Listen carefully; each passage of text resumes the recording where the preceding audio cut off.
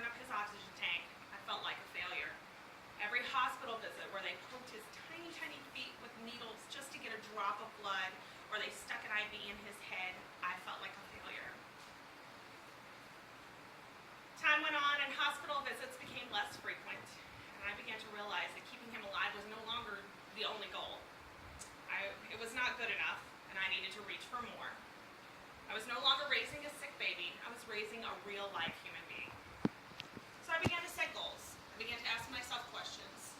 What kind of man do I want him to be? What kind of father to his children? What kind of husband to his wife? What kind of productive member of society do I want him to be? I set goals for raising a unique, happy, well-adjusted young man, and I began mothering. Toddler years were spent in the library. We read books and watched a lot of Sesame Street. But the most important thing that we did were go over the social teachings of one Mr. Fred Rogers. Mr. Rogers' Neighborhood was a staple of my childhood, and I was beyond excited to share it with my son. He teaches friendship, accepting, kindness, jobs and worlds and cultures that are different than our own. His teachings are valuable and deep, and he taught my son creativity and how to think outside of the box. I also utilized Polk County Healthy Families. They taught me how to play with my baby and toddler.